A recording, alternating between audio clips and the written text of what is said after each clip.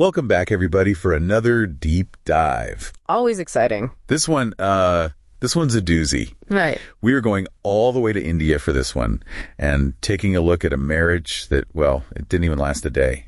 A one-day marriage. Okay, tell me more. That's right. I'm intrigued. We're looking at the Supreme Court of India's judgment in the case of K. Srinivas Rao v. D.A. Deepa from 2013. Supreme Court case. Wow. It is a wild case, and we are going to do our best to break it down for you. Well, if it ended up in the Supreme Court, I'm guessing it's a bit more complicated than just calling off the wedding. That's right. So K. Srinivas Rao and D.A. Deepa had a traditional Hindu wedding, it looks like, back in 1999. Okay. But the day after the ceremony, a huge fight broke out between their families. Oh, no. Like in-laws kind of thing. Yeah, so bad, in fact, that the police got involved. Oh, wow. That's serious. That's right. So, I mean, family drama is one thing, but how does a fight, even a bad one, land in the Supreme Court? What happened? So right after this all happened, Deepa left with her family and filed a police complaint against Rao and his family alleging dowry harassment. Dowry harassment. Yeah. That's serious. And there's more. Oh, boy. She even accused Rao's mother of something pretty shocking. Okay. Urging Deepa to sleep with Rao's father. Oh, my goodness. Yeah. So, I mean, that's a pretty intense accusation. Was she maybe trying to use that to force him to take her back? It doesn't seem like it. Go ahead. Rao denied everything, and the police ultimately ended up dropping the case. Okay. But you can imagine that type of accusation would do some serious damage. For sure. For sure. Yeah. And that is really where the legal battle kicks off. Because despite all of this, Deepa filed for restitution of conjugal rights, which basically asks the court to force Rao to take her back and honor the marriage. Oh, I mean, that takes guts, considering what had already happened. So I'm guessing Rao wasn't exactly thrilled about this. Not at all. He countered by filing for divorce, citing cruelty and desertion. So wait a minute. They were barely even married, right? How can you claim cruelty if they barely even live together as husband and wife? That's a really great question, and it gets to the heart of this case. Okay. The judgment goes deep into this concept of mental cruelty under Hindu marriage law. Okay. Which doesn't actually require physical abuse or even cohabitation. I see. So it's about the impact of someone's actions rather than just physical acts. Exactly. And the court really dives into that, looking at, previous cases and, what constitutes that mental cruelty. So even though they weren't living together, things that happened outside the marriage, like this police complaint, could still be grounds for divorce. Yeah, potentially. Wow. And to bolster that argument, the court looked at things like, making false accusations and legal proceedings, filing complaints that have no basis, even attempting to damage someone's career. Interesting. So even without physical violence, these kinds of actions can be seen as a form of mental cruelty, enough to potentially end a marriage. Okay, so did the court ultimately rule in Rao's favor?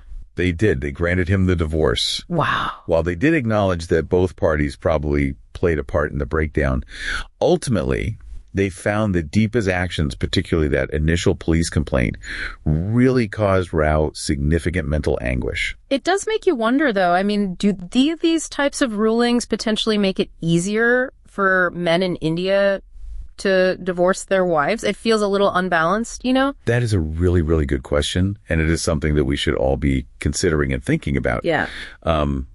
This judgment does raise a lot of important questions about possible biases in the legal system, particularly when it comes to mental cruelty. Especially in a case like this where Rao worked as an assistant registrar in the Andhra Pradesh High Court. Oh, I didn't realize that. Yeah. I mean, do you think that could have subconsciously or even consciously influenced the outcome? I mean, it's certainly possible, right? This whole case really just brings to light a lot of the complexities of Indian divorce law when you're dealing with issues like mental cruelty. Yeah, it's not always black and white, right? It's not black and white. The court really has to weigh a lot of factors, including how severe the actions were, and then also the financial situations of both parties. Right, because even if a marriage is falling apart, you still have to think about the practical consequences for both people involved. Exactly. And speaking of the financial situation, the court didn't let Rao totally off the hook. Oh, okay. What do you mean?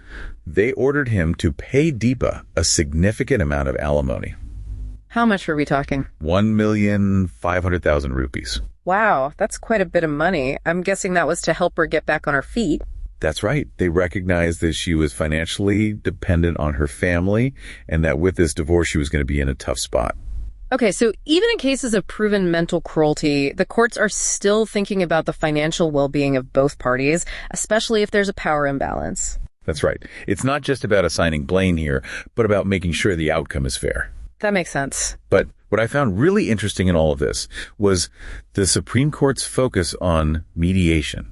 Oh, really? Tell me more about that. So they actually tried to mediate between Rao and Deepa before things escalated, hoping to maybe salvage the marriage. So they weren't just focused on the legal battle. They actually took a more proactive approach, trying to find a resolution outside the courtroom. Exactly. And the judgment really stresses how important these types of things are, mediation, pre-litigation counseling, especially when you're dealing with these types of disputes. Yeah, I mean, mediation can be so helpful in situations like this. It gives couples a safe space to actually talk to each other, understand each other's perspectives, and maybe even work things out without a big legal fight. Right. And it allows for a more nuanced approach, right? Considering everybody's emotional well-being. And it can be particularly effective in cases where the root of the problem is miscommunication or cultural differences, things like that. Yeah, sometimes the best solution isn't battling it out in court. That's so true. Sometimes it's just, sitting down and talking it through and seeing if there's a way to move forward together. Of course, in a case like this, where dowry harassment is a criminal offense in India, things get a bit more complicated. You can't just settle a criminal case outside of court. Absolutely. And the Supreme Court acknowledged this complexity, but they made a pretty interesting suggestion. Okay, I'm listening. They urged the courts to think about using mediation even in dowry cases, as long as it doesn't impact, the legal process. So they're essentially saying, let's try to find a balance between upholding the law and promoting peaceful resolutions. Yeah, let's not just jump to punishment right away. Right. Let's see if we can address, the root of the problem and find a solution that really works for everybody involved. It's a pretty progressive stance, especially with the sensitivity around dowry-related cases. It sounds like they're trying to balance justice with compassion. That's a great way to put it. They're not letting anyone off the hook, but they're also recognizing that there might be a better way to handle these situations. And it really reflects, I think, a growing understanding that justice isn't always just about punishment. Totally. Sometimes it's about reconciling and healing. Of course, this doesn't mean giving a free pass to anyone who's actually committed dowry harassment. No, of course not. The court was very clear about that, but it's about finding solutions that are both fair and compassionate. Right, and I think this whole case really makes you think about the what-ifs. For sure. Could things have been different for Rao and Deepa if they had tried mediation sooner? It's hard to say for sure, but maybe with the right support and guidance, they could have found a better way to address their issues, whether that meant reconciling or just moving on in a healthier way. This case really highlights how important early intervention can be. It really does. And it reminds us that even in these cases that reach the highest court, there are real people at the center of it who are going through real pain. Awesome. And often there are missed opportunities to resolve things in a more amicable way. This isn't just about analyzing a legal case. It's about understanding the human story behind it. That's right. And how those stories really shape how we view the law. And seeing the law not just as a set of rules, right, but as a way to help us navigate the messiness of human relationships. Exactly. Especially ones that are as complicated and as emotionally charged as marriage. Even though this was a short and tumultuous marriage, it gives us a glimpse into how divorce law is evolving in India. Yeah. And the increasing role of mediation in resolving conflict peacefully. It's about finding solutions that work for everyone involved, not just winning a legal battle. It really is a powerful reminder that sometimes the best outcome isn't about winning or losing. Totally. It's about addressing those core issues and finding a way to move forward with fairness and ideally a sense of resolution for everyone involved. Well said. And sometimes I think the most meaningful outcomes aren't about punishment, but about helping people move on in a way that allows them to heal and to rebuild their lives. This case, with all its drama and twists and turns, really highlights how complicated marriage and divorce can be in today's world, especially in a place like India with such strong traditions. It definitely makes you think, even in a place with such deep-rooted traditions, the legal system is changing to try to keep up with how relationships are changing and to deal with the emotional toll that these conflicts can take. Absolutely. And it really underscores how important it is to seek help and support early on, whether that's through counseling, mediation, or other forms of intervention.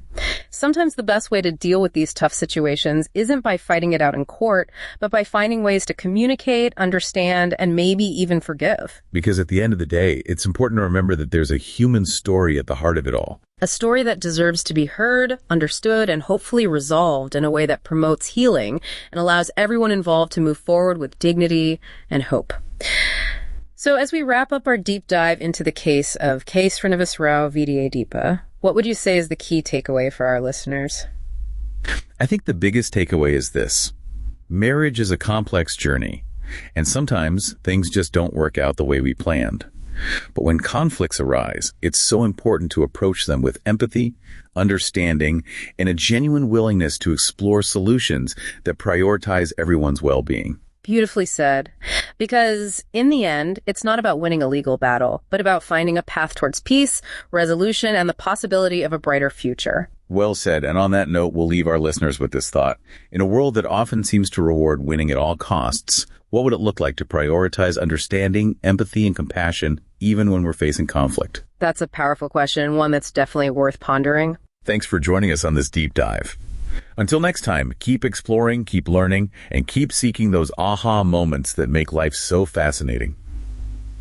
And speaking of the financial situation, the court didn't totally let Rao off the hook. Oh, interesting. Yeah, they ordered him to pay Deepa alimony. Okay, so they saw that even though her actions were a big part of the problem, she was still going to be in a difficult position financially because of the divorce. Right. That's pretty significant, especially considering they sided with Rao about the mental cruelty. It really is a lot of money, too. How much did they say he had to pay? 1,500,000 rupees. Wow. Yeah, so a lot. Okay, so it seems like they were really trying to strike a balance here, acknowledging the harm done, but also looking out for Deepa's well-being. Exactly. And trying to ensure a fair outcome for everybody. That makes sense.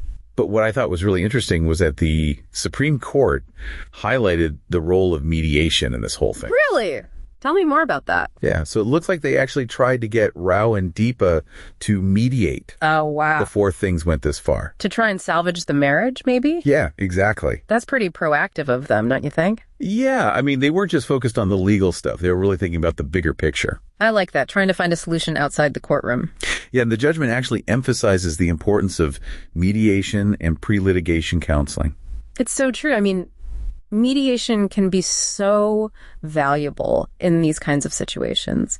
It gives people a chance to communicate, really understand each other's perspectives, right, and maybe even find a way to work things out without a drawn-out legal battle. It allows for more nuance. Exactly. And considers everybody's emotional well-being. It's not always about winning or losing, right? Sometimes it's about finding a solution that works for everyone. Exactly. And sometimes the best solution isn't, fighting it out in court. Definitely. Just sitting down, talking, seeing if there's any way to move forward together. Now, of course, in this particular case, dowry harassment is a criminal offense in India.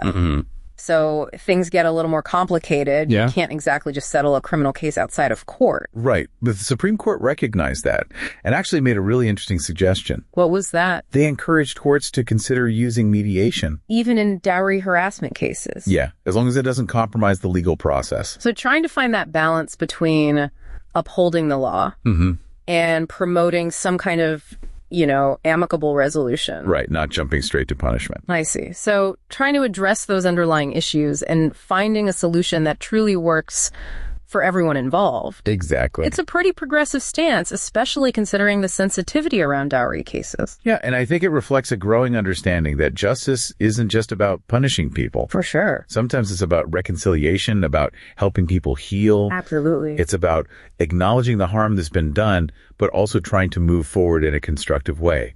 Of course, this doesn't mean letting people who are guilty of dowry harassment just off the hook. Right, of course not. The court was very clear about that. It's more about trying to find solutions that are just, but also compassionate. I think that's a great way to put it. Yeah, so they're not condoning any wrongdoing, but they're also recognizing that there might be a better way to approach these situations. It really makes you wonder about the what ifs. Absolutely. Could things have turned out differently for Rao and Deepa if they had gone to mediation sooner? Yeah, it's impossible to know for sure. Right. But maybe if they'd had the right support and guidance, they could have figured out a better way to handle their problems, whether that meant staying together or just figuring out how to move on in a healthier way. Right. This case really shows how important it is to address these issues early on. Yeah, and it's a reminder that even in these cases that make it all the way to the highest court, there are real people at the heart of it. People who are hurting. And there were probably missed opportunities to resolve things in a more peaceful way. It's not just about analyzing a legal case. Right. It's about understanding the human story behind it all. And how those stories can change how we view the law. Exactly. It's about seeing the law not just as a set of rigid rules, but as a framework to help us navigate these complicated human relationships. Absolutely, especially ones as intense and emotionally charged as marriage. Exactly. Even though this was a short and difficult marriage. It gives us a window into how divorce law is evolving in India and the growing importance of mediation as a way to resolve conflict peacefully. Yeah, it really is a powerful reminder that it's not always about winning or losing in the eyes of the law. Totally. It's really about finding solutions that address, the root causes and promote some fairness and hopefully some resolution for everybody involved. I think you said that perfectly. And sometimes the best outcomes aren't about punishment, but about helping people heal and rebuild their lives, 100%. In this case, I think really just highlights just how complicated marriage and divorce can be, especially in a place like India with all these, deeply rooted traditions. Yeah, and even with those traditions, it's really interesting to see how the legal system is changing to keep up with, the evolving dynamics of relationships and trying to address the emotional toll that these conflicts can take. Yeah, it makes you think. It really does. It underscores how important it is to look for help and support early on. Absolutely. Whether that's counseling, mediation, whatever it is. Yeah, sometimes it's so much better to try and work things out outside of a courtroom, to communicate, understand each other's perspective, maybe even find a way to forgive. Because at the end of the day, it's a human story. It is. And their human stories deserve to be heard and understood. Definitely. So as we wrap up our deep dives into this case of K. Srinivas Rao and D.A. Deepa, what would you say is the biggest takeaway for our listeners today? I think the biggest takeaway is that marriage is a complex thing. It is. And sometimes it just doesn't work out the way we hope it will. But when those conflicts do happen, it's crucial to approach them with empathy, with understanding, and a willingness to find solutions that work for everyone. Yeah, because in the end, it shouldn't be about, winning at all costs. Right. It's about finding a path towards peace and resolution and a brighter future for everybody. Beautifully said. And on that note, we'll leave our listeners with a thought to ponder. Okay, I like it. In a world that often glorifies winning at all costs, what would it look like to prioritize understanding, empathy, compassion, even in the midst of really serious conflict? That's a powerful question and one that's really worth thinking about. Thank you so much for joining us on this deep dive. It was my pleasure. Always fascinating to delve into these cases with you. And until next time, keep exploring, keep learning, and keep seeking those aha moments that make life so interesting.